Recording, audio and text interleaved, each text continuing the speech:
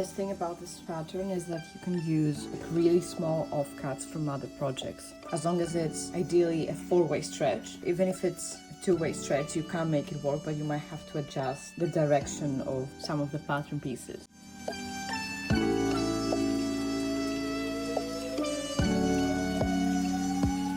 Ideally 100% cotton with no elastic. I like to use a plain colored fabric, but you could use, if you're using cotton, the same as your main fabric if you want to save on buying more fabrics. You will also need some elastic. You can use different widths of elastic, but you may have to adjust the side seam allowance. I've designed the pattern to be best compatible with something like this. You may have to cut out just a little bit. Similarly, if you're using 1 centimeter width, you may have to add some seam allowance.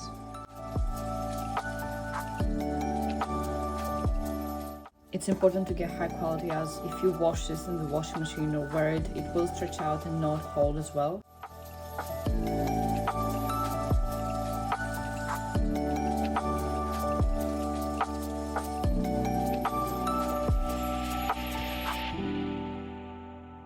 The sewing pattern has 2 versions. File that has 1 size in black and white, or you can use the dynamic layers and choose if you want all of the sizes. Here I've cut out so it's size large. I'm doing size medium.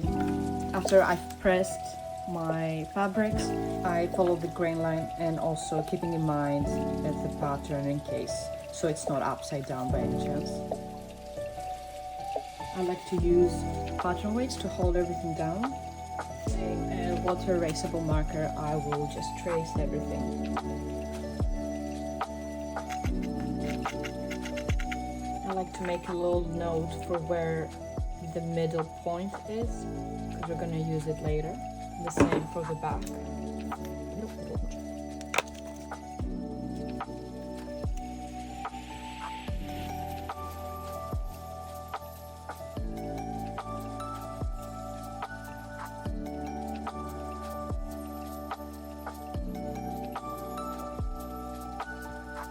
Your lace will have a good and a bad side. The good one is usually a bit more textured, while the back side is a bit more flat. And we want to cut 2 mirror copies of the waistband, and you can try and line up the sculpted.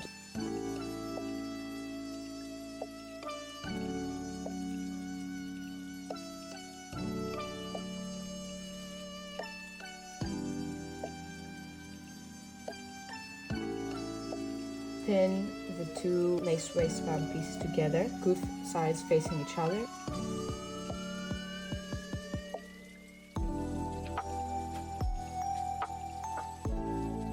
Place your front piece, then your back piece, good sides facing each other. Take your gusset piece. It also has a good side. This is the good side, this is the back side.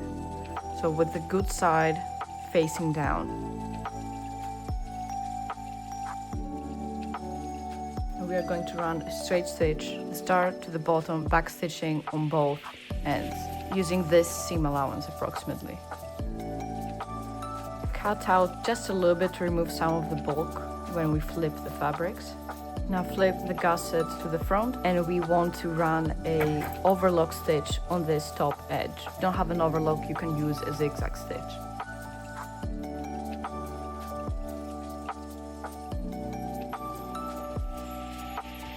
I'm gonna press this with my iron so it lays nice and flat.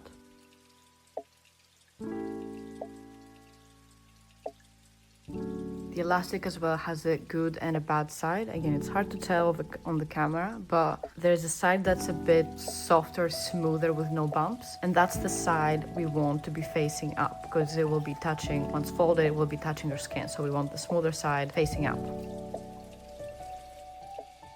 You will notice that the elastic has to be slightly smaller than the actual length of your piece. The back piece is slightly shorter than the front, so we cannot just find the middle point of the elastic and pin it to the seam, because it's not equivalent. I will have some measurements that you can use on the instructions. booklet, or you can just kind of eyeball. I recommend using a walking foot attachment. It makes sewing on stretch fabrics much easier and everything turns out even. You want it to be as close to this edge as possible, so that when we turn it around, you just see this picot edge, but you don't see any of the elastic, so you don't want this to happen. I also like to start not at the very start, but just a bit below, because when we turn it around and we'll end up snipping this later, we don't end up catching any of the seam, so it won't get undone. So I start at about here. And with your hand wheel, put the needle down, and we are going to backstitch. The beginning is usually might be a bit tricky, so you might need to readjust and kind of move around. Always remove the pins before sewing, so close to this edge. So we are going to do a zigzag stitch from the very start all the way to the end, back stitch to the front and at the very end.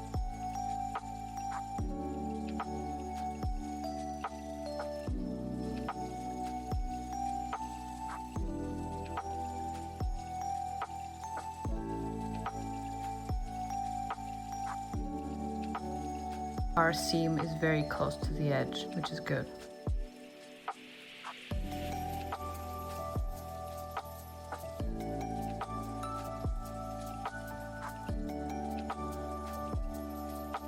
Just use a small pair of scissors and carefully cut out the excess fabric without cutting into the elastic.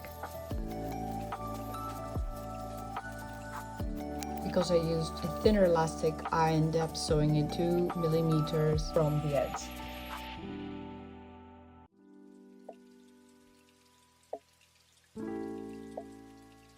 You should have a clean result like this.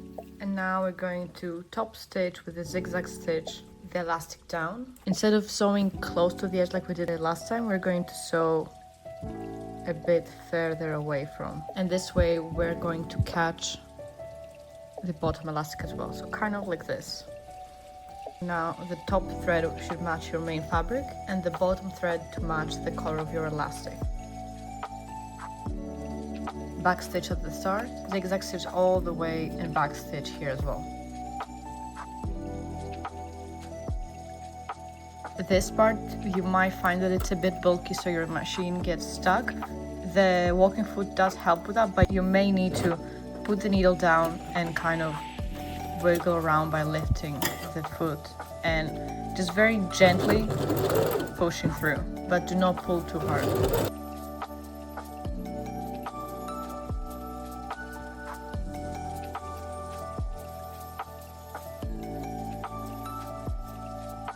Repeat on the other side. And we've made the base, it looks super nice and even.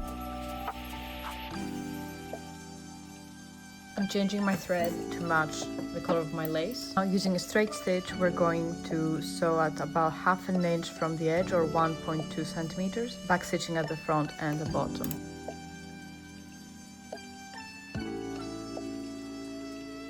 Top stitch this right down, sewing pretty close to our middle seam. So a straight stitch here.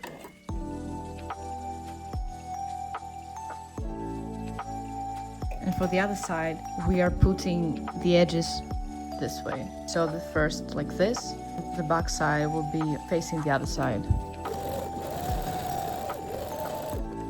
Cut off any threads and then turn around to the back side. We are just going to trim down this excess fabric. Repeat on both sides, just making sure it all looks clean.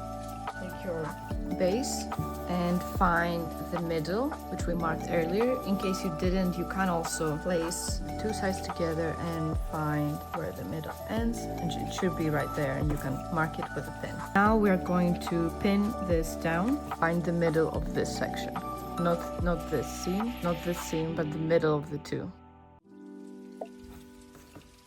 Repeat on the other side as well. Do not stretch this part.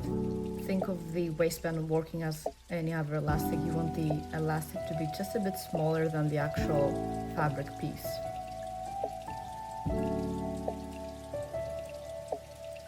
Just make sure that it's evenly pinned about 7.5 centimeters for me on both sides, measuring from this middle point.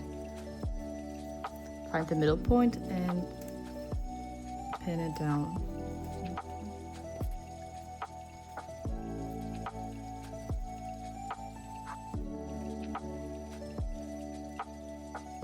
Backstitch at the start.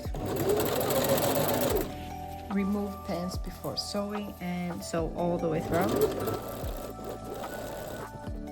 When I reach the center point, I like to backstitch a couple times just for extra security.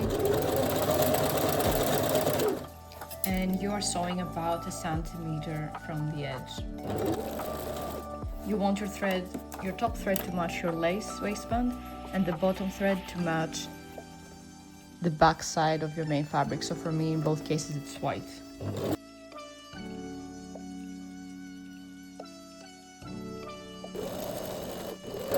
Backstitch again. And repeat for the back side as well.